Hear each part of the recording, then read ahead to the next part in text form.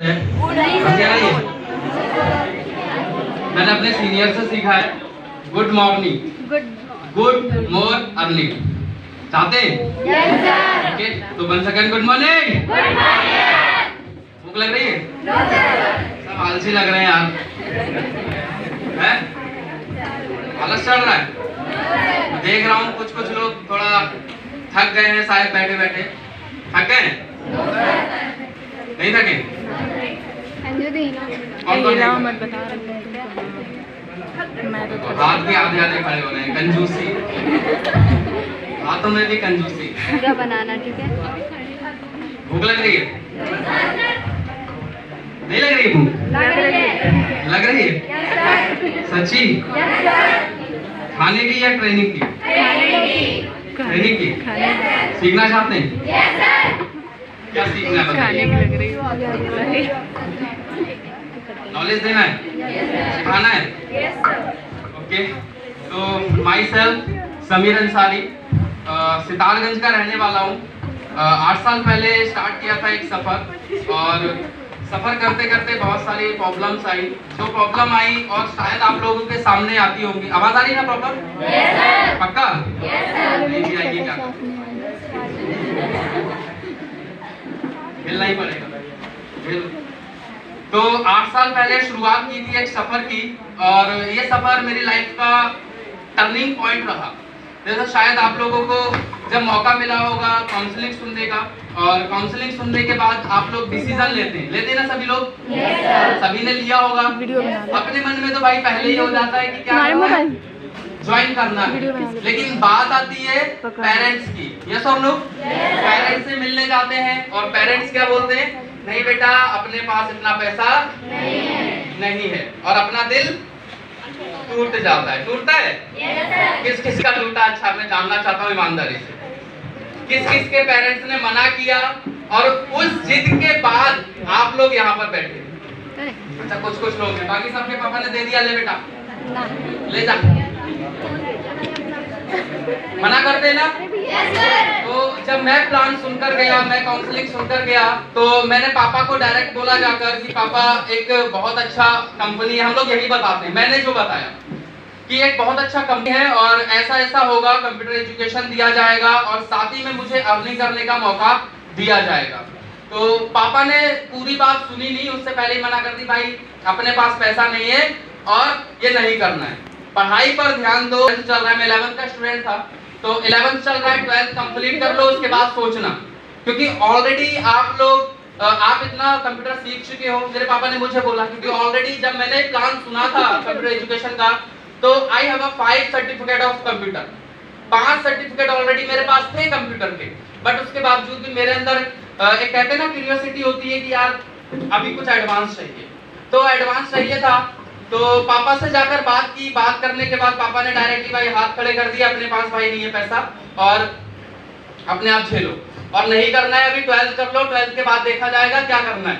अभी पापा मेरे को बनाना चाहते थे IAS ऑफिसर, है पापा का रुचि है इसमें, क्योंकि मुझे भी पापा चाहते थे यार तू कुछ ना कुछ बन जा भाई, ऐसा कुछ हो जाए जिससे तू कुछ बन जाए।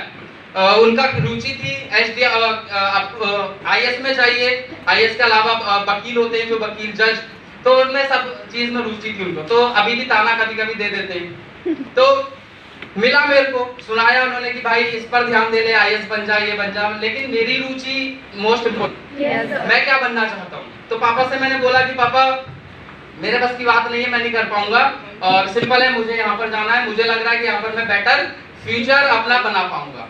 तो पापा ने बोला भाई पैसा तो है नहीं, दे सिंपल सी बात है, पैसा नहीं है, अब तू जो करना चाहता है मेरे परमिशन के बिना जो करना है कर ले। तो मैंने कहा यार पापा की भी परमिशन चाहिए, सबको चाहिए होती ना, अब उनके अगेंस्ट भी नहीं जा सकते। तो मैंने कहा चलो मेरे ही पापा है, मुझे पता है कैसे मनाना है। तो 2 दिन खाना छोड़ दिया, सिंपल सी चीज है, क्या कर दिया? 2 दिन खाना छोड़ दिया, सोफे पर सोया, बिस्तर पर नहीं सोया। ये रियलिटी बता रहा हूँ कि सोफे पर सोया, बिस्तर पर भी नहीं सोया। मम्मी, उस टाइम मेरी मम्मी थी, तो मम्मी ने मेरे को, पापा को बोला होगा कि खाना नहीं खाया इसने, क्या बोल रहा है, करा दो ना। तो पापा ने फिलहाल परमिशन दे दी कि बेटा कर लो, लेकिन मेरे पास पैसा नहीं। अब चलो एक चीज जो सबसे मोस्ट इम्पोर्टेंट चीज होती है क्या, डिसीजन। पापा का डिसीजन मिल चुका था, तो अभी क्या करना था अपन को, पैसा अरेंज करना। तो अभी भाई पैसा अरेंज कैसे किया जाए, 11th का स्टूडेंट भाई, फेस वैल्यू इतनी नहीं है, कोई कहां से देगा 15,000, फेस वैल्यू कहाँ है, इतनी होती है। आप लोगों से बोला जाए कितना कर लो, 1,000 2,000।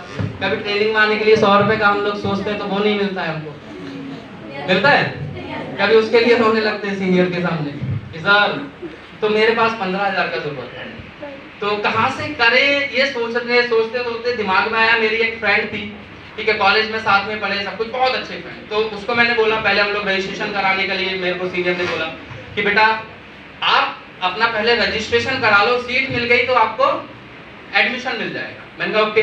तो मैंने फ्रेंड को फोन किया, उससे बोला भैया 2250 रुपया चाहिए। क्या चाहिए, 2250। तो उसने हड़बड़ा कर बोली भाई क्या करेगा, मैंने कहा कुछ भी करूंगा, मेरे को दे दे चुपचाप। तो उसने बोला ठीक है आप आ जाओ लेने, मैं लेने चला गया, लेकर गया और जाकर सबसे पहले अपने सीट को रजिस्टर्ड कराया, और रजिस्टर्ड कराने के बाद मैंने बाकी का जो पैसा बचा उसके लिए अरेंजमेंट शुरू कर दी। तो 4-5 दोस्तों से लिया, किसी से 500, किसी से 4, जो भी कलेक्शन हुआ, लेने के बाद थोड़ा बहुत पैसा कम पड़ रहा था। फिर मेरे को नजर आया कि कुछ साल पहले मैंने अपनी बहन दी थी एक आदमी को, किस दिन काम आएगा। तो याद आया जीजा जी की, जीजा जी के पास चला गया, और जीजा जी के पास जाने के बाद जीजा जी से भाई बोल दिया चाहिए। जीजा जी ने पहले तो बोला नहीं है, मैंने कहा चाहिए कुछ भी करता, बहन ले जाऊंगा, हालांकि नहीं बोला, ठीक है। तो उनको बोला, उन्होंने कहीं ना कहीं से अरेंज कर दिया। अरेंज करने के बाद एडमिशन लिया, एडमिशन करते करते, अब एडमिशन लेना बड़ी बात नहीं होती हमारी लाइफ, ये सुन लो, बड़ी बात क्या होती है, एडमिशन के बाद जो रियल प्रॉब्लम आती है, थोड़ा पानी पी लूं, क्या प्रॉब्लम होती है, एडमिशन के बाद जो प्रॉब्लम आती है, क्या क्या प्रॉब्लम आती है, रिश्तेदार, क्या सुन लो,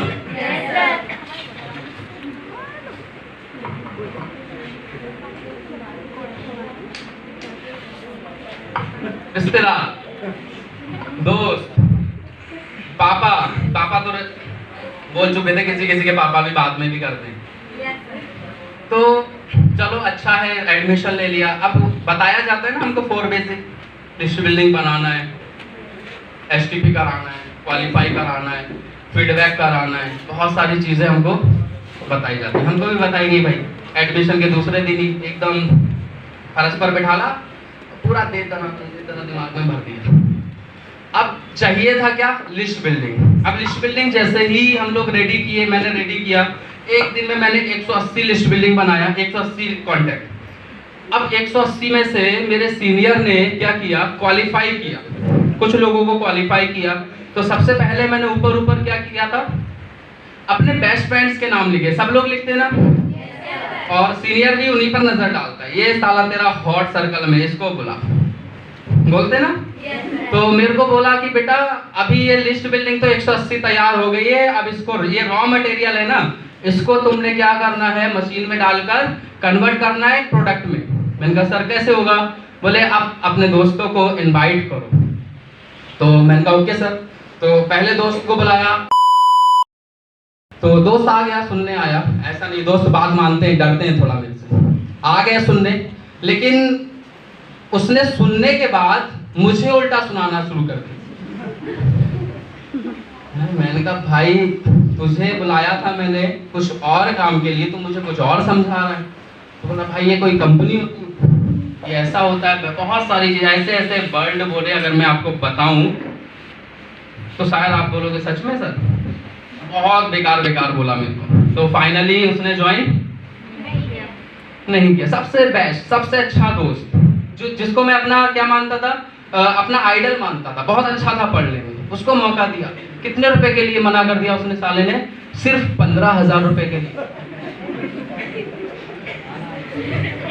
15,000 रुपए के लिए मना कर दिया। मैंने कहा चल बेटा कोई बात नहीं, वेट एंड वॉच। दूसरे दोस्त को बुलाया, दूसरा दोस्त तो उससे भी गया गुजरा, उसने और दिया दवा का पूरा, होता है ना हमारे साथ, जिस पर साला सबसे ज्यादा बिलीव करो वही सबसे ज्यादा देता है या नहीं। ऐसा ही होता है।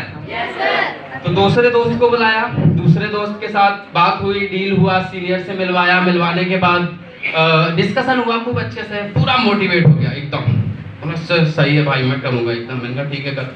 शाम को गया, फोन आ रहा है भाई अपने से ना हो पाएगा। मुझे पता था क्या हुआ है, मेरे तरह हिसाब हुआ उसका भी, उसने भी पापा को समझा दिया सब कुछ। तो मैंने कहा क्यों? तो उसने बहुत सारी प्रॉब्लम बता दी, पैसे के प्रॉब्लम, ये प्रॉब्लम, वो प्रॉब्लम, बहुत सारी चीज़ें बताई। तो मैंने कहा ओके ठीक है, आप एक काम करो कि प्रॉब्लम तो है ना, सॉल्यूशन चाहते हो? बोला हाँ सॉल्यूशन चाहता हूँ। तो मैं सीनियर को लेकर चला गया और मिलवाया, लेकिन फाइनली उसने भी मना कर दिया और मुंह पर मना किया डायरेक्ट कि भाई दोस्ती अपनी जगह है भाई, 15,000 नहीं देंगे हम तुम्हें। चलो मैंने कहा कोई बात नहीं। ऐसे ही करते रहे, चलते चलते प्लान हो गए मेरे 46। कितने? 46 प्लान और 0 ज्वाइनिंग। 46 plan 0 joining. अच्छा आपके साथ अगर ऐसा हुआ तो शायद ऐसा लगेगा कि साला कोई ट्रक आ जाए और मुझे ले जाए साथ। लगता है, फील होता है अंदर से, ऐसा ही लगता है कि सच में कोई आ जाए और बस भाई मेरे को निपटा दे। अपना से नहीं हो पाएगा, इतने लोग मुंह पर मना कर करके, इतनी हिम्मत। तो अपने भी भाई फील आ रहा था कि अब अपना से नहीं होगा और आई विल क्विट, मैं छोड़ दूंगा। लेकिन फाइनली जब मैं एक रात सो रहा था और सोने के साथ साथ मैं फील कर रहा था कि यार इन 3 महीने के अंदर तूने 46 प्लान दिखाए और तूने उन 46 लोगों को क्या किया है? चैलेंज। क्या किया? अगर तूने छोड़ दिया तो वो 46 लोग तेरे मुंह पर आकर तुझे इंसल्ट कर कर जाएंगे और तू कुछ भी उखाड़ नहीं पाएगा उनका। तो उस रात पूरा मोटिवेट अंदर से आया कि यार अब तो कर कर दिखाना है। और किसके लिए करना है? ये 46 लोगों के लिए। फिर मार्केट में उतरा मैं, स्ट्रेंजर किया, स्ट्रेंजर से कुछ लोगों को पकड़ा, पकड़ने के साथ प्लान दिखाया, ज्वाइनिंग कराया और ज्वाइनिंग कराने के साथ साथ एक अच्छा टीम बनाया, सबको दिखाया। पहला नेशनल ट्रिप जब मेरा हो रहा था तो हम लोग जा रहे थे आशीष सर के टाउन में, जा रहे थे आशीष सर के शहर में, आगरा घूमने जा रहे थे। और आगरा घूमने जाने के साथ साथ मैंने उस पहले दोस्त को फोन किया,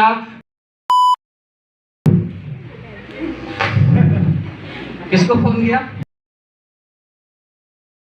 उनका भाई तूने बहुत अच्छा मेरे को बताया था और तू सही बोल रहा था भाई। खुश हुआ थोड़ा अंदर से, फीलिंग अच्छी, वो कहते हैं ना फीलिंग शाय, एकदम बहुत अच्छे से फील कर रहा था। तो मैंने कहा भाई तूने सही बोला था, कंपनी भाग जाएगी यार। तो थोड़ा खुश हुआ। तो मैंने कहा एक गलत काम कर गई। बोले क्या? बोले मुझे भी लेकर जा रही है और आगरा जा रहा हूँ भाई, ताजमहल घूम कर आऊंगा, 5 स्टार होटल रहकर आऊंगा और 3 दिन पूरा मस्ती कर कर आऊंगा। Phone cut.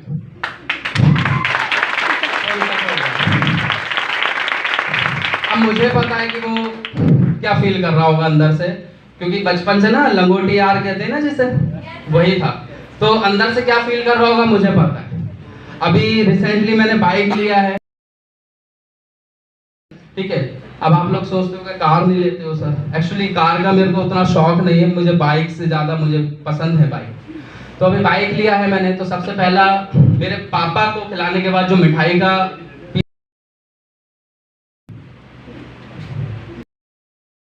तूने बोला था ना कंपनी भाग जाएगी, देख ले।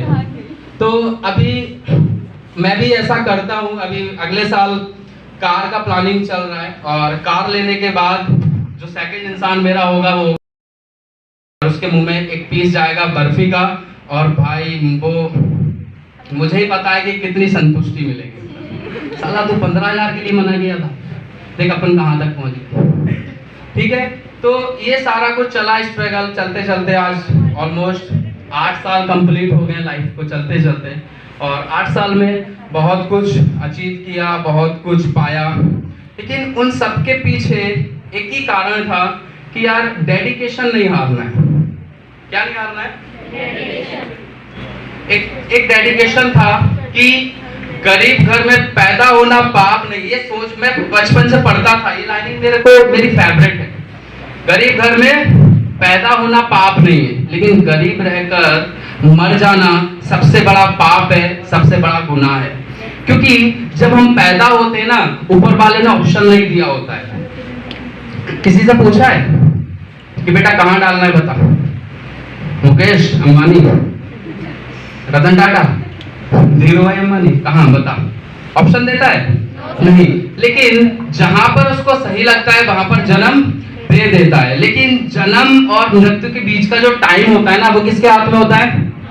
अपन के बीच में, अपने हाथ में होता है। लेकिन हम क्या करते हैं, वो जो टाइम होता है वो हम इधर उधर फालतू का चिल्लरबाजी में गुजार देते हैं। गुजरता है या नहीं? चिल्लरबाजी में गुजार देते हैं और लाइफ क्या हो जाती है, एंड ऑफ द टाइम पोस्ट्रॉय हो जाती है, खत्म।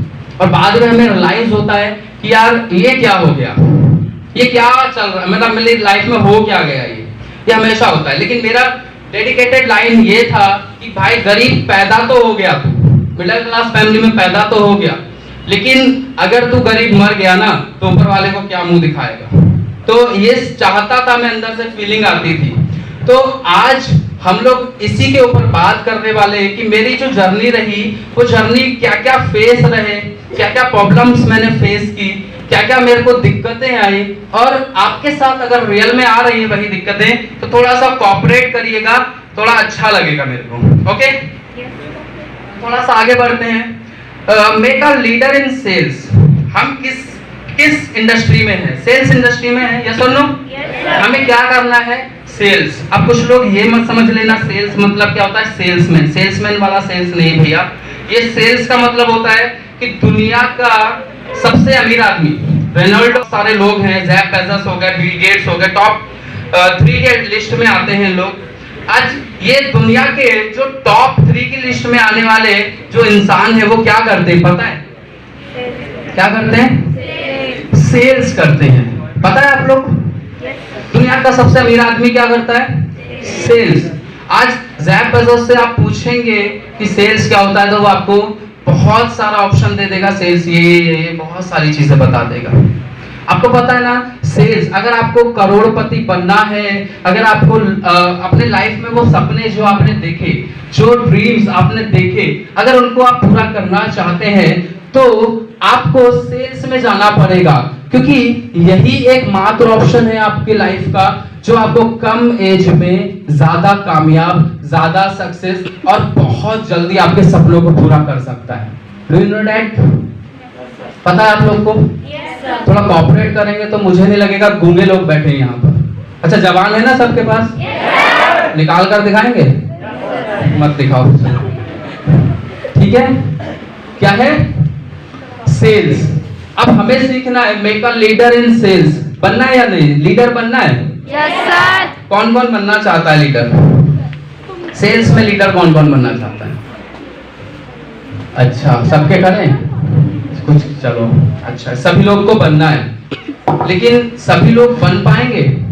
कितना कॉन्फिडेंट है आपको कि आप सेल्स में आप लीडर बन सकते हैं? कितना कॉन्फिडेंट है? जिसको 100% है वो पूरा हाथ उठाएं। अच्छा ये कुछ लोग डाउटफुल बैठे। क्यों भाई? आप लोग को सेल्स में मास्टर नहीं बनना है? अच्छा थोड़ा बहुत डाउट वाले आधा हाथ उठा लें भाई, इनको थोड़ा सा डाउट है। अच्छा आधा, इन लोग को थोड़ा थोड़ा। चलो आज मेरा भी दावा है, I am damn sure 100% guarantee के साथ, क्योंकि मैं जो भी बोलता हूँ 100% गारंटी होता है। जब तक ये हाथ पूरे खड़े नहीं होंगे तब तक मैं स्टेज से हिलूंगा नहीं। रेडी है? जब तक ये हाथ पूरे खड़े नहीं होंगे सबके, आपको मैं इतना बता दूंगा कि आपके ये हाथ एटलीस्ट लास्ट में पूछूंगा मैं कि कौन कौन बनना चाहता है। पूरे खड़े होना मतलब इतना होगा, मजबूर कर दूंगा मैं आप लोगों को कि आपका हाथ पूरा खड़ा होगा। रेडी है? पक्का? तो क्या बनना है हमें? लीडर बनना है सेल्स के अंदर। अब सेल्स में लीडर बनने के लिए सबसे पहले मुझे जानना है कि एक लीडर क्वालिटी होती क्या है।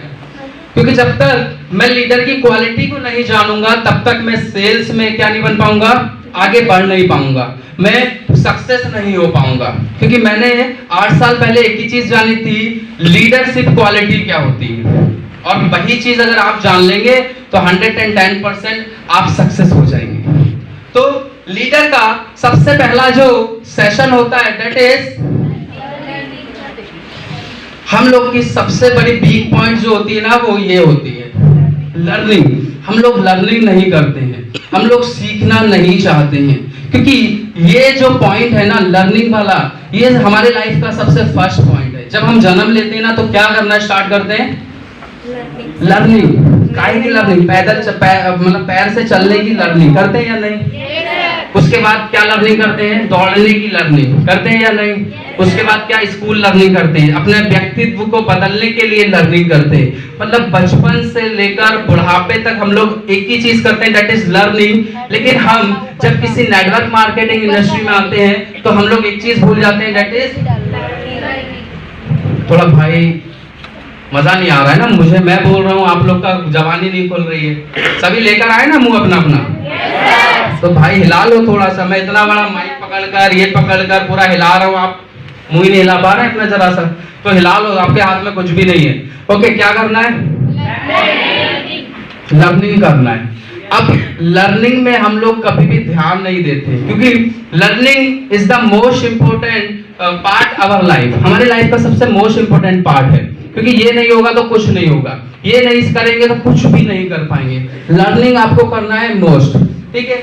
लर्निंग से आपको क्या क्या मिलेगा? लर्निंग से आपको उस क्वेश्चन का आंसर मिलेगा जो क्वेश्चन आपकी लाइफ में सामने वाला पूछने वाला है और आपको आता नहीं है। चाहते हैं ना? सामने वाला क्वेश्चन पूछ देता है, आपको पता ही नहीं है, आप वेट करते हैं मेरा सीनियर कब आएगा, आप वेट करते कि मेरा सर होते तो अभी आपको जवाब देते। भाई अगर आपने किया होता तो आपके पास भी जवाब। तो क्या करना है? लर्निंग करना है, सबसे मोस्ट इंपोर्टेंट पार्ट। ठीक है, थोड़ा सा आगे बढ़ते हैं। लर्निंग के बाद क्या करना है? हमें एफर्ट देना है थोड़ा सा। अब लर्निंग तो हो गई भाई, अब लर्निंग घर पर बैठे बैठे काम आएगी क्या? मुझे साइकिल चलाना आती है, मुझे बाइक चलाना आती है, लेकिन मैं बाइक पर बैठ ही नहीं रहा, क्या चलाऊंगा? अब लर्निंग तो हो गई, सीख तो गए, सीखने का काम ही आगे नहीं बढ़ा रहे उसको, तो आगे बढ़ेगा क्या? क्या करना है?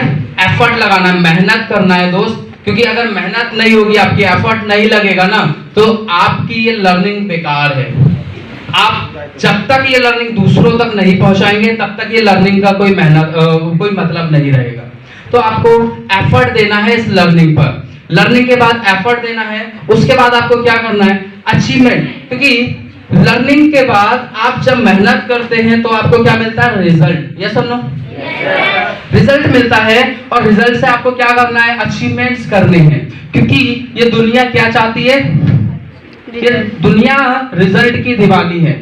मेरा वो दोस्त जो मैंने बताया था कुछ देर पहले, उसको एक ही चीज मारती है, एक ही चीज से वो मुझसे कभी बात नहीं करता, माय अचीवमेंट।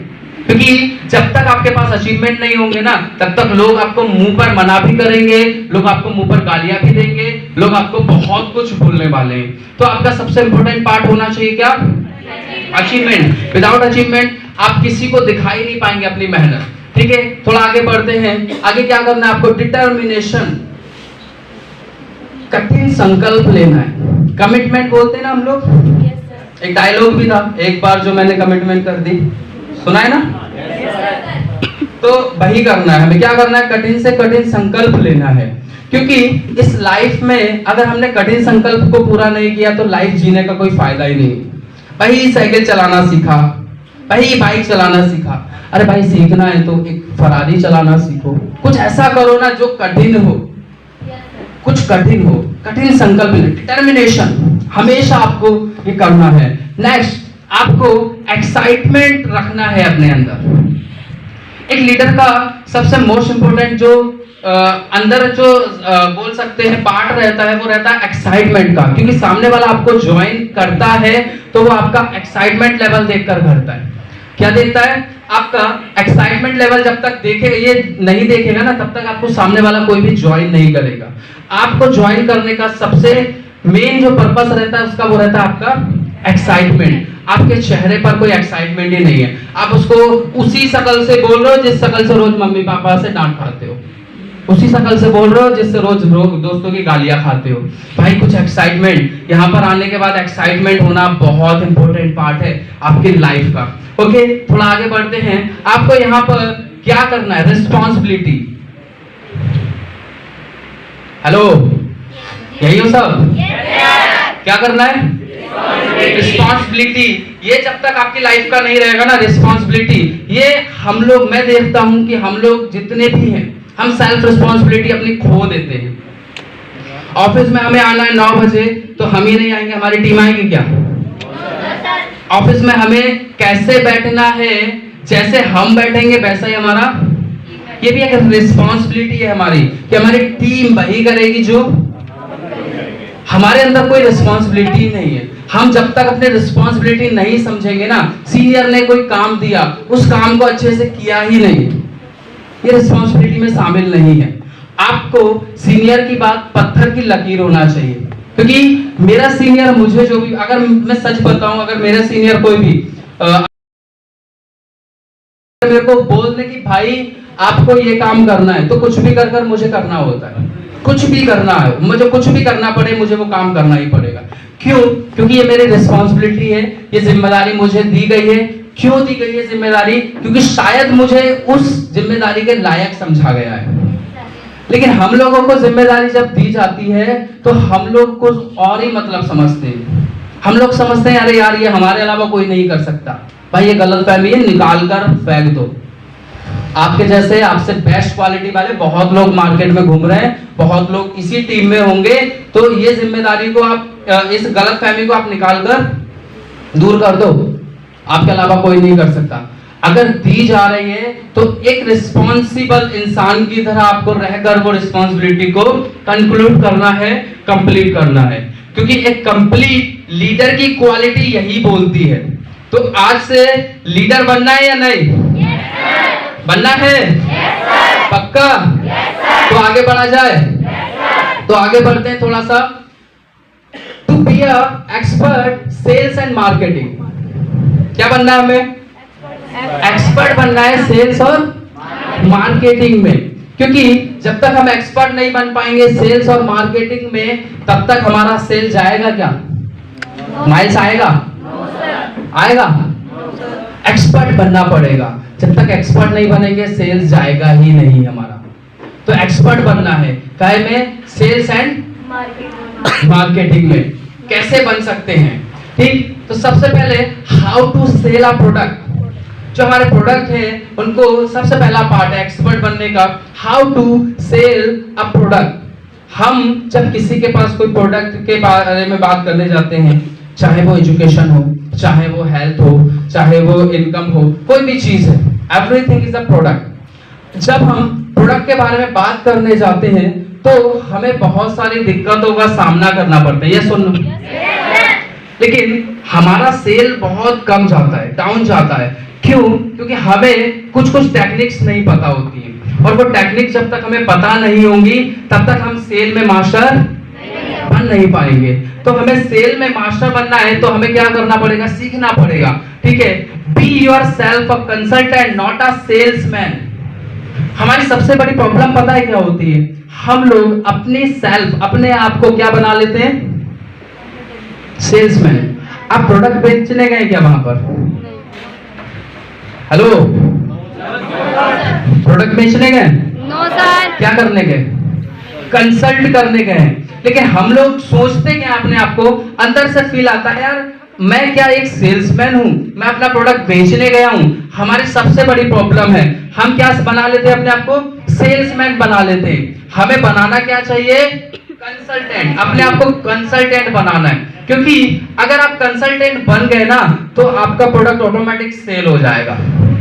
जब तक हम लोग कंसल्टेंट जो फॉर्मूला है उसको समझेंगे नहीं, तब तक हम किसी को भी कंसल्ट नहीं कर पाएंगे। अब सपोज है एक डॉक्टर आपको दवाई भेजता है क्या? भेजता है?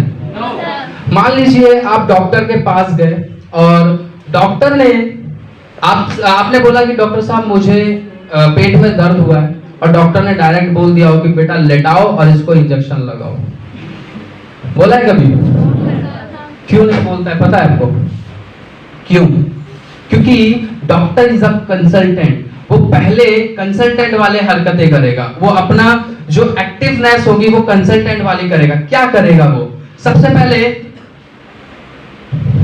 3 स्टेप। सबसे पहले आपको क्या करेगा? एग्जामिन। क्या करेगा? Hello, are you here? Response देते रहे भाई, मुझे लगता है सो गए क्या आप? थोड़ा रिस्पॉन्स करेंगे तो मुझे भी लगेगा कि हाँ भाई जिंदा है। क्या करेगा सबसे पहले डॉक्टर? एग्जामिन, आपको एग्जामिनेशन करेगा पूरा अच्छे से, आपको ऊपर से नीचे तक क्या करेगा? एग्जामिनेशन। आपका हाथ पकड़ेगा, आला लगाकर देखेगा क्या प्रॉब्लम है, एग्जैक्ट प्रॉब्लम को क्या करेगा? जानेगा। क्या करेगा वो? आपकी एग्जामिनेशन, नो द नीड, आपकी नीड जानेगा। एक्चुअल नीड क्या है हमारी? क्या करता है डॉक्टर? नीड जानता है। डायरेक्ट ऑपरेशन नहीं करता, इंजेक्शन नहीं लगा देता आपको, आपकी नीड जानेगा। आपसे क्वेश्चन पूछेगा। क्या करता है? पूछता है ना कि बेटा रात को क्या खाया था, पेट में दर्द का कारण क्या है, ज्यादा खा लिया था क्या, ज्यादा ऑयली खा लिया क्या, रात का रखा हुआ खाना खा लिया, कैसा खाया मेरे को बताओ थोड़ा। क्वेश्चन पूछता है ना। लेकिन हम लोग क्या करते हैं, हम किसी के पास जब जाते हैं तो हमने उसको एग्जामिन नहीं करना है भाई, हमें कुछ नहीं करना है, हमने उसकी नीड नहीं देखनी है, उसको चाहिए क्या नहीं पता है हमें, बस शुरू हो जाते हैं हम लोग। ले भाई ये भी है, ये भी है, ये भी है, सब चीज एवरीथिंग, हर एक चीज बता देते हैं और एंड ऑफ द टाइम में बोलता है भाई ठीक है कल मिलते हैं। कल मिलता है वो? हेलो, मिलता है? कल मिलता ही नहीं है वो आपको। क्यों नहीं मिलता है पता है? आपने उसको एग्जामिन ही नहीं किया, आपने उसको ऊपर से नीचे तक स्कैन ही नहीं किया। एक कंसल्टेंट का असली रियल जो मतलब होता है वो होता है एग्जामिन करना। आपने उससे क्वेश्चन ही नहीं पूछे कि भाई आप एजुकेशन कर रहे हो, what is this concept your education purpose, आपका क्या पर्पस है एजुकेशन करने का। लेकिन हम लोग कभी भी पूछते ही नहीं है। पूछा कभी क्वेश्चन, क्या पढ़ाई क्यों कर रहे हो भाई, आईएएस बनना है आपको, क्यों बनना है, कारण बताओ मुझे। हम कभी भी क्वेश्चन नहीं करते हैं, और जब तक क्वेश्चन नहीं करेंगे तब तक हमारे पास नीड निकल कर नहीं आएगी कि सामने वाले इंसान को चाहिए क्या। क्वेश्चन ही नहीं करते हम लोग, और हम लोग बस जाकर भाई ले ये एजुकेशन रहा, ये रहा भाई हेल्थ, ये रहा इनकम, ये रॉयल्टी बोनस रहा, ये रहा, ये रहा, हर एक चीज बता देते, लेकिन उसकी नीड नहीं जानते। डायरेक्ट ऑपरेशन शुरू, ले बेटा लेटाल इसको और ले पेट फाड़ दो। क्या ही करते हैं हम लोग, और रिजल्ट आता है क्या? जीरो। कि भाई ठीक है बताएंगे, फोन करते हैं हम आपको, बोलते हैं ऐसे लोग आपको? फोन करते हैं, आता है फोन? अच्छा आप करते तो उठाते ही नहीं है, कॉल ही नहीं उठता है। क्यों? कारण पता है? ये कारण है आपको एग्जामिनेशन। उसके बाद करना है हमें क्या? जब हमें पता चल गया कि सामने वाले को पेट में दर्द गैस्ट्रिक के वजह से है, क्या पता चल गया? हमने एग्जामिन कर लिया, उसकी नीड पता चल गई। अब गैस्ट्रिक के वजह से उसको क्या है, पेट में प्रॉब्लम है, तो हम भाई गैस्ट्रिक वाला प्रॉब्लम का दवा देंगे, यस और नो? अब हम लोग जब नीड जान जाएंगे तब हमें पता होगा कि हमें बात क्या करनी है, बात कौन सी करनी है, हमें ये पता होगा। लेकिन हम लोग ये तीन कॉन्सेप्ट को कभी पूरा करते नहीं। एक सिंपल सा 3 स्टेप प्रोसेस है दोस्तों।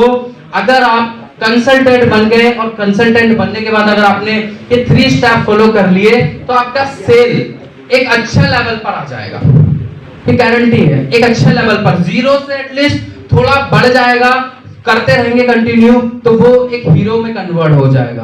तो ये 3 स्टेप प्रोसेस को आपको क्या करना है अगर आपको सेल्स में लीडर बनना है, सेल्स में मास्टर बनना है। तो are you ready? Are you ready? Yes sir. Sure? Yes sir. आगे बढ़ा जाए? Yes sir. तो उसके बाद आता है make a relationship with your prospect. हमने क्या कर लिया, क्या क्या काम कर लिए उसके साथ? सबसे पहले हमने क्या कर लिया, उसका एग्जामिनेशन कर लिया, यस और नो? उसको ऊपर से नीचे तक परख लिया कि भाई अब इसको क्या चाहिए। और क्या कर लिया हमने, उसको उसकी नीड जान ली, उससे क्वेश्चनिंग कर ली। और क्या कर लिया हमने, अब ट्रीटमेंट की बारी है, तो ट्रीटमेंट देने तक आपको क्या करना है, उससे एक रिलेशनशिप बाउंडिंग बनाना है, ठीक है? जब तक रिलेशनशिप अच्छा नहीं बनेगा, स्ट्रॉन्ग ट्रस्ट, आपका ट्रस्ट बहुत स्ट्रॉन्ग होना चाहिए। क्योंकि आप सोचिए, आपका प्रोडक्ट वो तभी खरीदेगा जब उसको आप पर बिलीव होगा। आप पर ही उसको भाई 100% डाउट है, तो आपके प्रोडक्ट पर वो 1% बिलीव नहीं कर पाएगा। आप अपना जो प्रोडक्ट किसी को देते हैं, एजुकेशन है, हेल्थ है, कुछ भी प्रोडक्ट अगर आप किसी को रिकमेंड कर रहे हैं और वो खरीद रहा है, तो एक ही कारण है, बिकॉज ऑफ बेस्ट रिलेशनशिप। आपका रिलेशनशिप बहुत अच्छा है उसके साथ और आपने बाउंडिंग अच्छे से बना ली है, तब आपका प्रोडक्ट रिटेल, आप उसको सेल्स अच्छे से कर पा रहे हैं। तो आपको स्ट्रॉन्ग बिलीफ, स्ट्रॉन्ग ट्रस्ट बनाना है उसके साथ, अपने प्रोस्पेक्ट के। उसके साथ आपको लिसनिंग प्रॉपरली, क्या करना है, प्रॉपरली लिसनिंग। हम लोग सबसे बड़ा प्रॉब्लम है, उसको सुनते ही नहीं। बस भाई उसने बोला कुछ और हमें बस आंसर फट फट फट फट फट फट। अच्छे से सुन लो कि वो क्या कहना चाहता है, क्योंकि बिलीव बनाएंगे तभी जब आपका लिसनिंग अच्छे से होगा, जब आप अच्छे से सुनेंगे।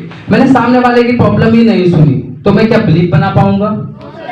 सामने वाला बोल रहा है मैंने 2 महीने से अपने बच्चे की फीस नहीं भरी, मैं बोल रहा हूँ नहीं सर आपका यहाँ से डायबिटीज ठीक हो जाएगा, बिलीव बनेगा?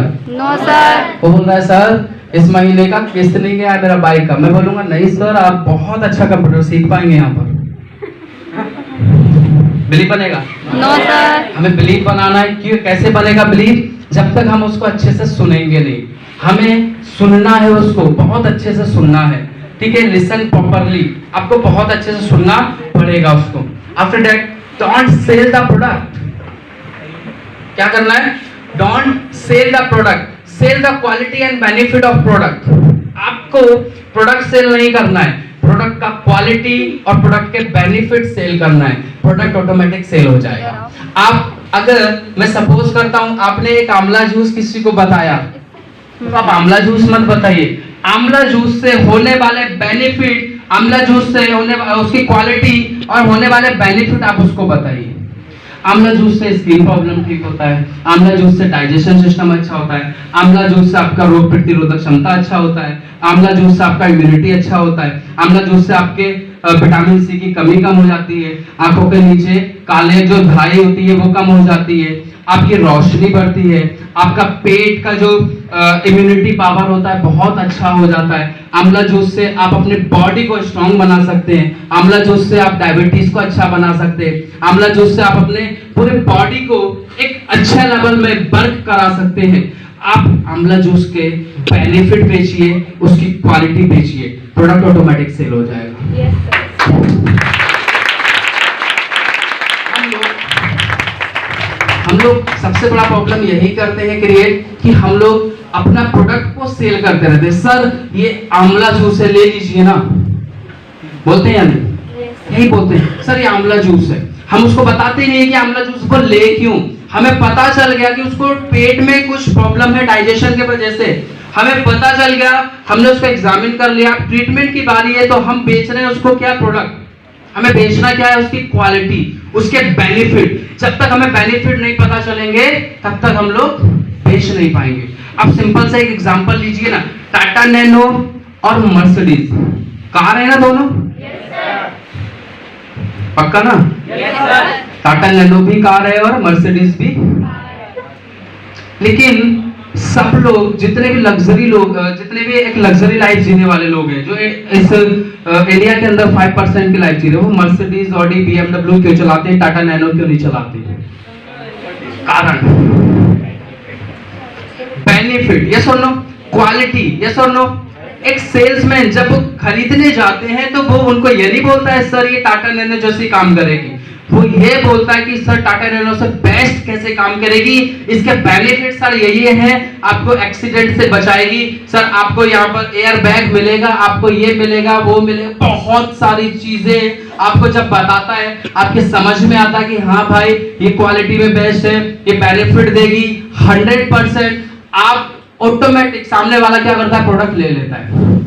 लेकिन हम लोग कुछ और ही बेचने चले जाते हैं। हम लोग बेचने जाते हैं प्रोडक्ट, भाई प्रोडक्ट कैसे बिकेगा, प्रोडक्ट कैसे बिकेगा, ये सारा कुछ हम सबसे रिक्वेस्ट करते हैं भाई ले लेना, मेरा 500 का बेनिफिट हो जाएगा, ले ले भाई, हाथ जोड़ रहा हूं, ले ले, रिक्वेस्ट नहीं भाई, आप क्वालिटी बेचो, प्रोडक्ट ऑटोमेटिक ले लिया जाएगा। समझ पा रहे हैं? ठीक है, तो समझ में आ रहा है ना? Yes, sir. अब बात करते हैं big problem in our life. जब हम किसी को प्लान दिखाने जाते हैं, प्रोडक्ट के बारे में बताने जाते हैं, तब हमारे सामने क्या आती है? प्रॉब्लम्स आती है। Big problem in our life, सबसे बड़ा problem fear to speak due to fear. हम डर के कारण बोलने में डरते हैं। क्या करते हैं? डर के कारण बोलने में, एक बार बोले जरा, डर के कारण बोलने में डरते हैं या नहीं? क्या क्या डर हमारे मन में बैठा हुआ और गलतफहमी। अगर मैंने कुछ बोला और उन्होंने कुछ पूछ लिया तो सोचते हैं या नहीं? अगर मैंने कुछ बोला और उन्होंने कुछ पूछ लिया तो क्या होगा भाई? मैं कैसे आंसरिंग करूंगा? सबसे बड़ा प्रॉब्लम ये फियर फैक्टर है हमारी लाइफ का, और ये इसी कारण हम किसी प्रोस्पेक्ट से मिल नहीं पाते, क्योंकि हमारे जो दिल है, हमारा जो हार्ट है, उसमें गलत एक इंफॉर्मेशन बैठी पड़ी है। हमारे दिमाग में, एक सबकॉन्शियस माइंड में एक अलग इंफॉर्मेशन बैठी पड़ी है। क्या इंफॉर्मेशन है? कि अगर सामने वाले ने कुछ पूछ लिया तो मैं उसको क्या आंसर करूंगा? मुझे तो आता ही नहीं है, क्योंकि मेरे अंदर तो लीडरशिप क्वालिटी है नहीं, मुझे तो लीडर बनना नहीं है। होता है या नहीं है? ये हम लोग सोचते हैं। अच्छा, सभी लोग को होता है, लेकिन हाँ कोई नहीं बोल रहा है, क्योंकि पता है भाई। होता है या नहीं? yes, सबके साथ ऐसा होता है, सबके दिमाग में ये रहता है। अगर मैंने कुछ बोला और उन्होंने कुछ पूछ लिया तो भाई क्या पूछेगा आपको? कुछ अलग पूछेगा? आपसे वही पूछेगा जो आपको आता है, जो आपने उसको बताया है। अब ऐसा थोड़ी ना आपने बोला भाई वेब डिजाइनिंग HTML, अब ये थोड़ी बोलेगा कि बेटा अब HTML तो आपने बता दिया, अब मुझे ये बताओ बेसिक पार्ट का ये पार्ट। आपने HTML के बारे में बताया ना, आपने आमला के बारे में बताया ना, तो आपसे आमला के ही बारे में पूछेगा, HTML के बारे में ही पूछेगा। आपसे कुछ आउट ऑफ सिलेबस क्वेश्चन नहीं पूछेगा। लेकिन हम लोगों के अंदर ये फियर रहता है कि अगर मैंने कुछ बोला और उन्होंने कुछ पूछ लिया तो। दूसरा प्रॉब्लम क्या आता है? जवाब नहीं दे पाया तो क्या होगा? मेरे को इंसल्ट फील होगी, इंसल्ट फील होगी। मुझे मुंह लटकाकर नीचे घर पर वापस आना पड़ेगा, मुंह लटकाकर घर पर वापस आना पड़ेगा। और उस कंडीशन में मुझे क्या फील होगा? एक गिल्टी फील होगा। और जब गिल्टी फील होगा तो मैं या तो काम छोड़ दूंगा, क्योंकि सीनियर को तो बताने की हिम्मत ही नहीं है, ऐसा हुआ है मेरे साथ, काम छोड़ दूंगा। यही होता है ना? लेकिन ये गलत फहमियां हैं, निकाल दीजिए। सामने वाला आपसे कुछ अलग नहीं पूछने वाला है। और आगे बढ़ते हैं। अच्छा, ये दिमाग में आता है कि वो तो यार बैंक मैनेजर है, वो तो बीटेक का स्टूडेंट है, वो तो MBA का स्टूडेंट है, मैं तो भाई हाई स्कूल, मैं तो 12th, मैं तो ग्रेजुएशन वाला, सामने वाला पोस्ट ग्रेजुएशन वाला है। तो सर आप चलिए, आप बात कर लीजिए, मेरे से तो सर बात होगी नहीं। आता है या नहीं? ये हमारे अंदर सच में फीलिंग है। मैं एक्चुअली आपको एक चीज बताऊं, मैंने जब शुरुआत की थी, और शुरुआत करने के साथ साथ जब मैंने अपना लगभग मेरा 30 या 35 प्लान कंप्लीट हो चुका था, तब मैंने एक हल्द्वानी के अंदर, सतीश सर को पता होगा, हल्द्वानी के अंदर मैंने एक बीटेक वाले को इनवाइट किया। अच्छा पर्सनालिटी, उसका अच्छा पर्सनालिटी था, कम्युनिकेशन पावर बहुत अच्छा था, एटीट्यूड बहुत अच्छा था।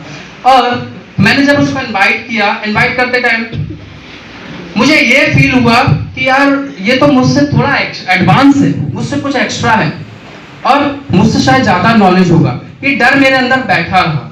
लेकिन जब मैंने उसको STP के लिए बुलाया तो मुझे फील हुआ कि यार मुझे खुद इसको STP करना चाहिए। सीनियर है तो कोई टेंशन नहीं है, अच्छा पढ़ा लिखा है, कोई प्रॉब्लम नहीं है, मैं खुद डील करूंगा।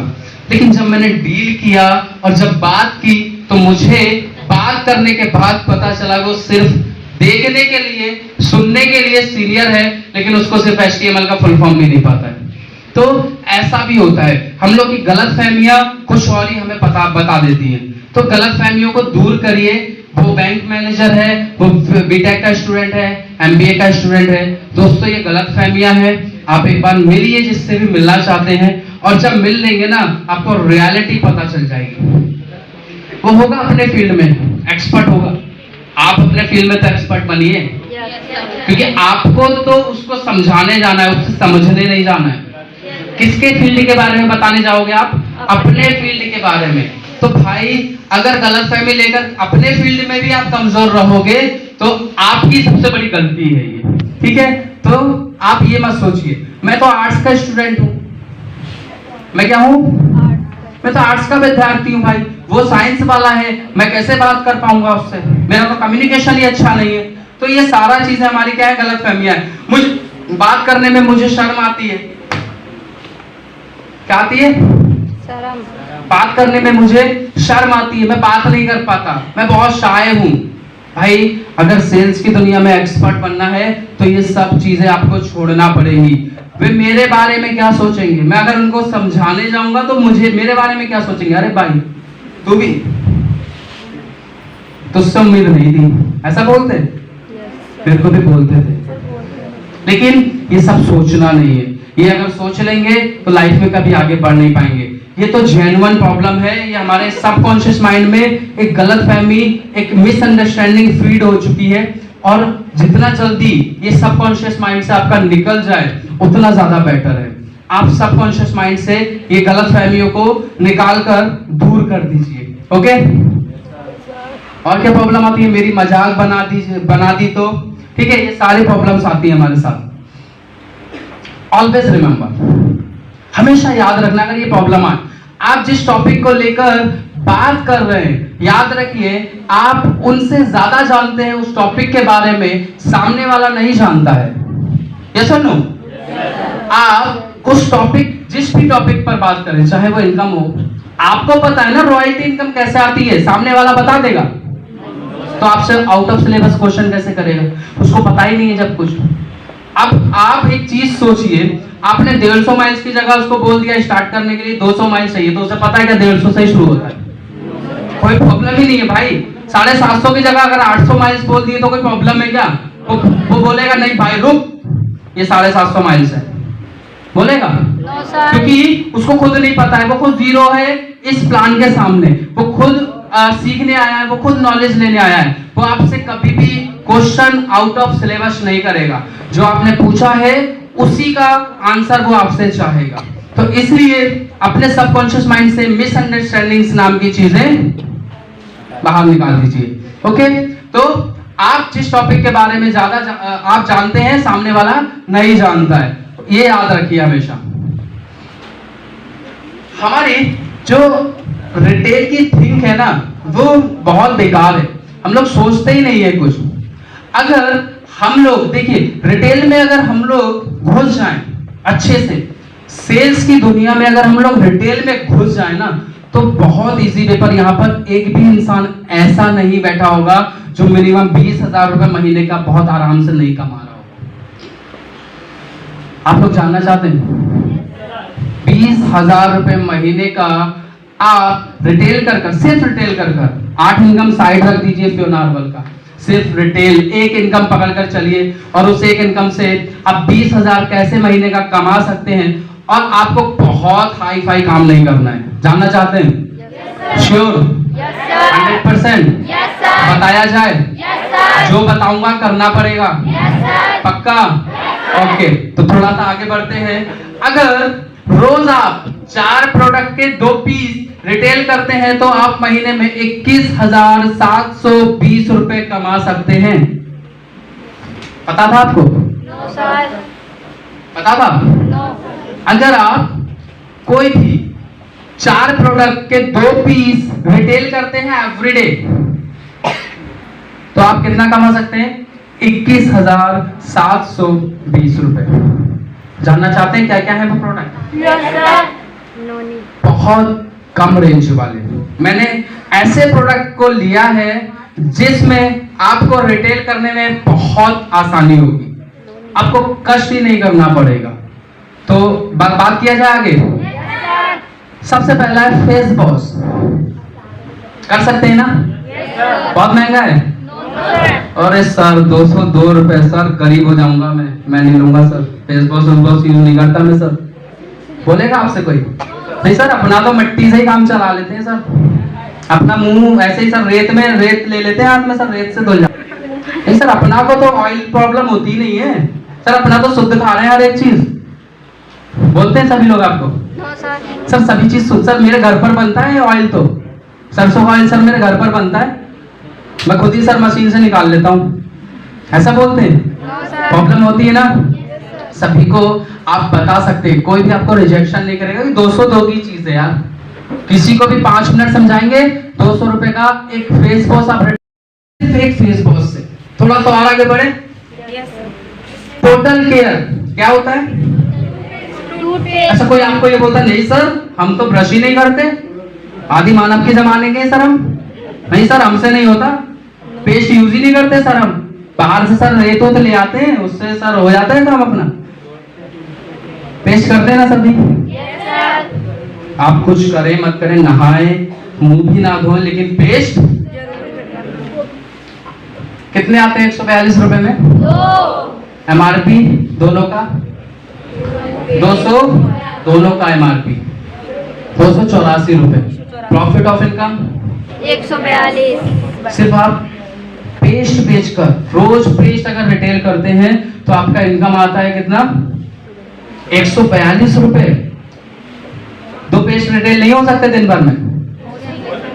नहीं हो सकते। अगर रोज अगर 5 लोगों से मिलोगे ना पेस्ट के लिए, तो आपके पेस्ट 2 की जगह 4 भी रिटेल हो सकते हैं। Yes sir. बस क्या चाहिए, जो उससे पहले बताया, नॉलेज, लर्निंग, हर एक चीज। कंसल्टेंट बनना पड़ेगा, प्रोडक्ट के बेनिफिट बताने पड़ेंगे, पेस्ट के बेनिफिट बताने पड़ेंगे। पेस्ट से क्या क्या बेनिफिट होता है कोई बताएगा? अच्छा, कोई यहाँ पर खड़े होकर मेरे को टोटल केयर के बारे में बताएगा क्या क्या प्रॉब्लम ठीक हो सकते हैं? कोई भी यहाँ से खड़ा हो जिसको आते हो। इसीलिए रिटेल नहीं होता आपका, क्योंकि नॉलेज ही नहीं है। रिटेल कहाँ से होगा? टोटल केयर से आप लगभग 10 तरीके का प्रॉब्लम माउथ का ठीक कर सकते हैं। टोटल केयर के अंदर इतना पावर भी है ना, अगर कंटिन्यूसली कोई इसको इस्तेमाल करे तो माउथ कैंसर ठीक हो सकता है। जानते हैं आप लोग? नो। नहीं जानते ना, इसीलिए आपका रिटेल नहीं होता है, इसीलिए रिटेल नहीं होता है। आप इसके बारे में 10 अच्छे बेनिफिट यूज करिए, 10 बेनिफिट जानिए, लर्न करिए। आपका देखिए हर दिन 2 पीस जरूर रिटेल हो जाएगा। आप बस 10 प्रॉब्लम्स के बारे में सॉल्यूशन इनसे देख लीजिए। पायरिया का प्रॉब्लम ठीक होता है, दांतों का झंझनाना ठीक होता है, ठंडा गर्म पानी लगना ठीक होता है, ठीक है, माउथ कैंसर ठीक होता है, माउथ एलर्जी ठीक होता है, माउथ इन्फेक्शन ठीक होता है, दांतों को अंदर से जो जितना भी हमारे एंटीऑक्सीडेंट जो वेस्ट हो जाते हैं उनको बाहर निकाल देता है, ठीक है, टंग क्लीनर को, टंग को क्लीन कर देता है। बहुत सारे बेनिफिट हैं। अगर आप अच्छे से बेनिफिट गिनने जाएं, 10 बेनिफिट याद कर लीजिए। टोटल केयर रोज के 2 आप रिटेल बहुत आसानी से कर सकते हैं। करेंगे यार? Yes sir. तो थोड़ा आगे बढ़ते हैं। तीसरा प्रोडक्ट है हमारा नोनी शॉप। नोनी शॉप। अच्छा, ईमानदारी से मैं पूछ रहा हूँ और ईमानदारी से जानना भी चाहता हूँ, कितने लोग नोनी शॉप यूज करते हैं? हम तो करते हैं। बाकी सब गद्दार है। गद्दार है। फ्योना का? हम करते हैं। हाँ, फ्योना का बोल रहा हूँ भाई, तो फ्योना का ही है ना। अच्छा, फ्योना का सोप कौन कौन यूज करता है? अभी भी गद्दार बैठे हैं कुछ। फ्योना का नोनी शॉप। भाई गद्दारी मत करो, मेरी सौंदर्य का लक्ष्य मत यूज करो, कुछ नहीं होता है, ठीक है। स्किन को प्रॉब्लम के अलावा कुछ नहीं देता है, सिर्फ खुशबू भर देते हैं, कुछ नहीं मिलता है, ठीक है। जो बोलता है ना उसका कुत्ता भी नहीं नहाता होगा, हम लोग खुद नहा दे, सोचो फिर कुत्ता बड़ा या हम लक्ष्य से नहाते ना। इसीलिए भाई गद्दारी मत करो। जब हम खुद ही यूज नहीं करेंगे तो सामने वाले को क्या बताएंगे भाई? कुछ बताइए। वो पूछ लेगा भाई नोनी सोप से क्या होता है, या फ्योना का कोई भी सोप, 3 टाइप्स ऑफ सोप, किसी भी सोप से क्या प्रॉब्लम का सॉल्यूशन होता है। जब हम खुद ही यूज ही नहीं कर रहे हैं तो बताएंगे क्या? मैंने नोनी सोप इसलिए लिखा है क्योंकि सबसे कम प्राइस वाला है, बाकी सब तो थोड़े 5-5 रुपए महंगे है ना। चलो सबसे कम वाला ले लिया। नोनी सॉप, देखिए सबसे पहले आप जानिए नोनी के बारे में, उसके बाद सॉप के बारे में पता चल जाएगा आपको। लेकिन हम लोगों को नॉलेज लेने में थोड़ा कष्ट होता है यार, दिक्कत हो जाएगी भाई, थोड़ा रात को लेट तक जगना पड़ेगा, है ना। पबजी खेलने के लिए तो भाई पूछो मत, नॉलेज नहीं लेना है, बस थोड़ा सा नॉलेज ले लो एवरीडे। अगर सोप के बारे में थोड़ा सा नॉलेज लेंगे, सोप क्या काम करता है हमारी बॉडी पर। हमारे स्किन की 3 लेयर्स होती हैं।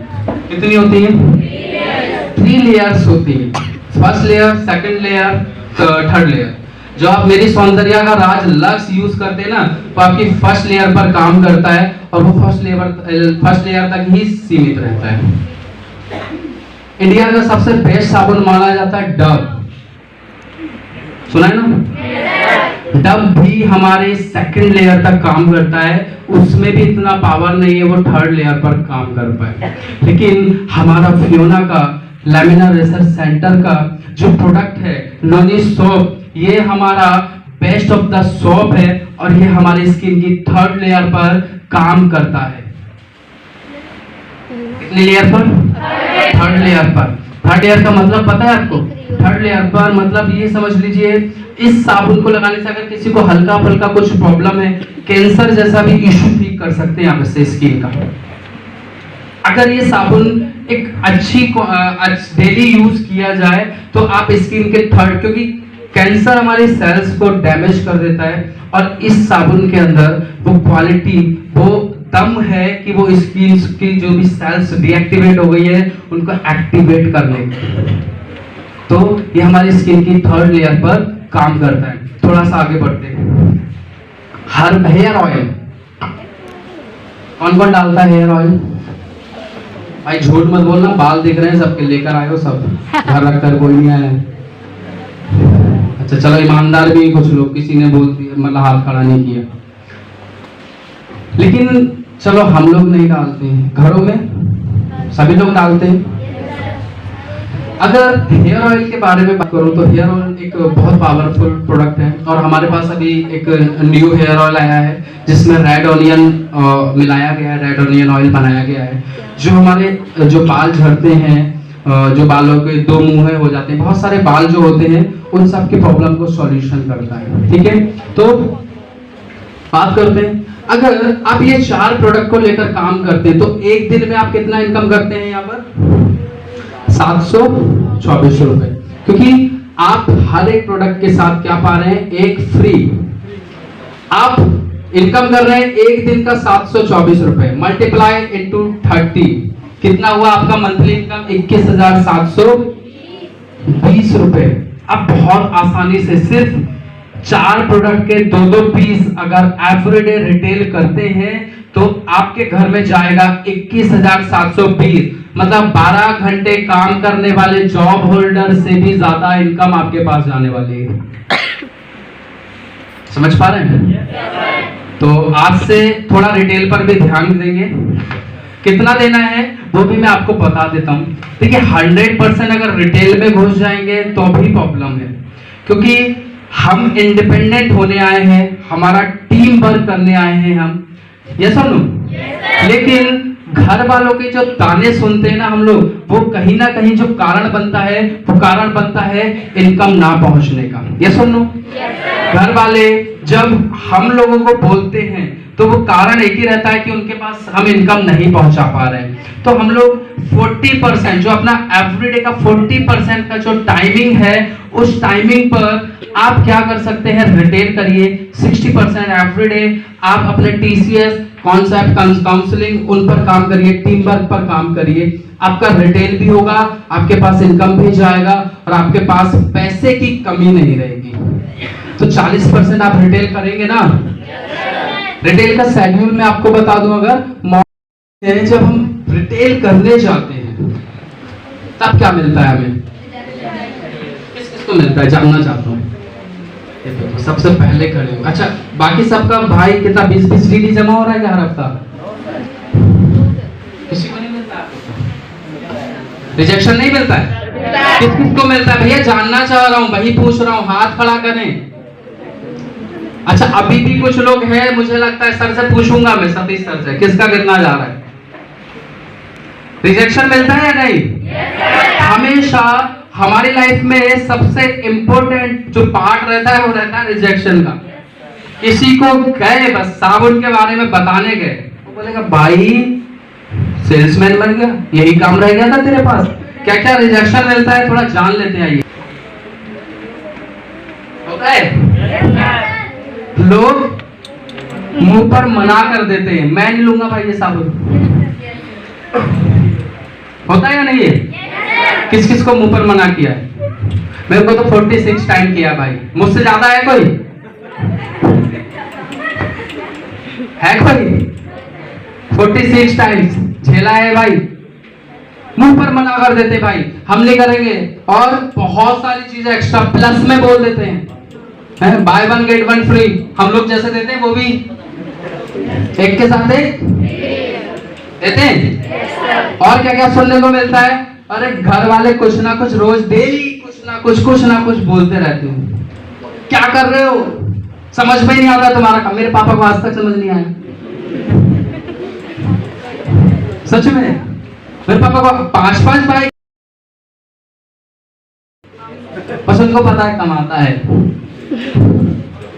तो हमारे साथ भी एवरीडे घर वाले कुछ ना कुछ डेली कुछ ना कुछ हमको बोलते हैं। सुबह निकलने से पहले, शाम को घुसने के बाद, बोलते हैं या नहीं?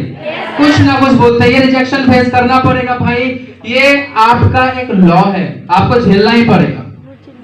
क्योंकि हर सक्सेसफुल इंसान के पीछे सबसे बड़ा जो पार्ट, जो सबसे बड़ी भूमिका रहती है, वो रहती है रिजेक्शन की। अगर वो रिजेक्शन फेस नहीं किया तो वो आगे सक्सेस नहीं हो पाएगा। तो आपको ये सुनना पड़ेगा। पड़ोसी, दोस्त मजाक बनाते या नहीं? साला तू इस प्रोफेशन में कब से भाई, तुझसे तो ये उम्मीद नहीं थी। ऐसा क्या करता है तू, बता मुझे। लोगों को जोड़ता है, टोपी पहनाता है, टोपी। ऐसे वर्ड यूज करते हैं, सच में भाई सुनकर मजा आ जाता है। और मैं तो एक ही चीज, मेरा तो हर एक डायलॉग का एक आंसर बन चुका है। जानना चाहते हैं? मैं सबको बोलता हूँ, जो भी मुझे रिजेक्ट करता है, जो भी मुझे रिजेक्शन देता है, मैं सिंपल सा बड़ा शांति से उनको बोलता हूँ, बेटे वेट एंड वॉच। क्या आप लोग भी यही करें? कोई भी आपको अगर रिजेक्ट कर रहा है, कोई भी आपको अगर कुछ बोल रहा है, तो उसको एक सिंपल सी भाषा में उसके मुंह पर बोल कर आए, वेट एंड वॉच। वक्त आपको सब कुछ बताएगा। वक्त की पावर बहुत बड़ी है। तो आगे बढ़ते हैं। और क्या क्या रिजेक्शन आते हैं? रिश्तेदार मजाक उड़ाते हैं, बनाते हैं या नहीं? मेरी बुआ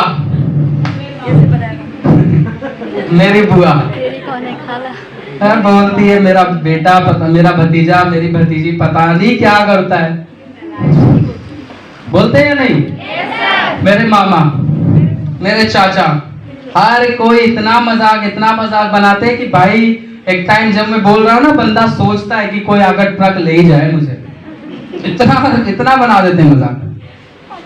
तो रिश्तेदार भी मजाक बनाते हैं। मेरी एक बुआ है, यूपी में रहती है, जब भी घर पर आएगी, बेटा कितना कमाते हो?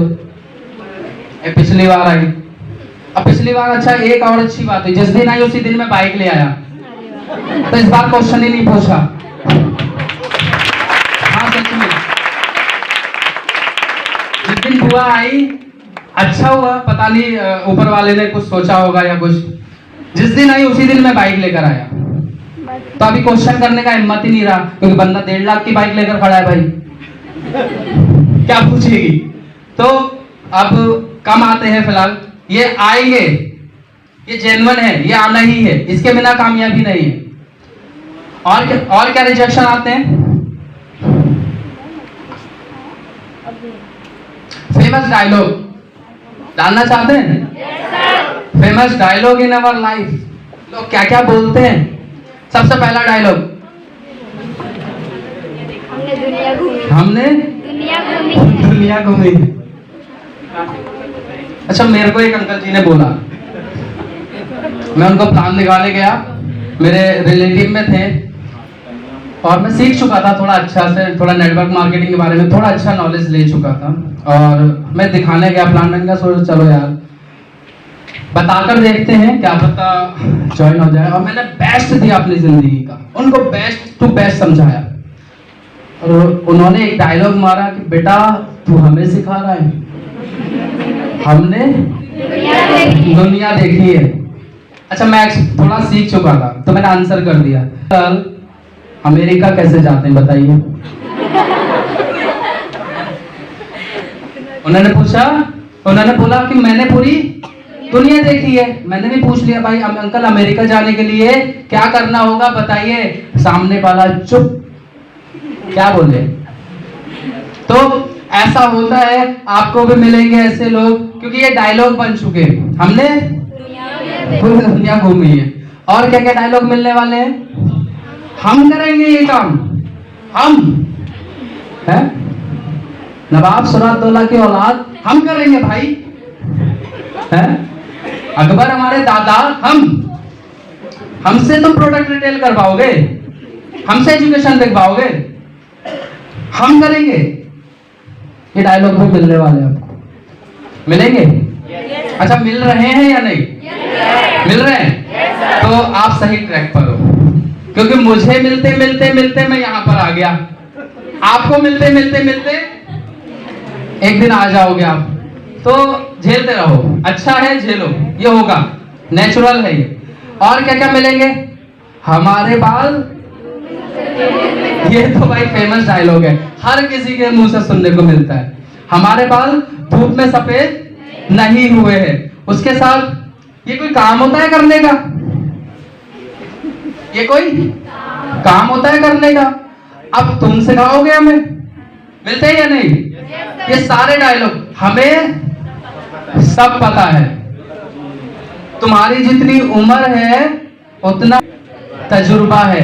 ये हमें एवरीडे कुछ ना कुछ डायलॉग मिलते ही रहते हैं। तो rejection is the part of life, ये आपको झेलना ही पड़ेगा, आपकी लाइफ का पार्ट है ये, ठीक? तो अगर रिजेक्शन से थोड़ा आपको आगे बढ़ना है तो आप इनको देखिए। If you have rejection so pause them.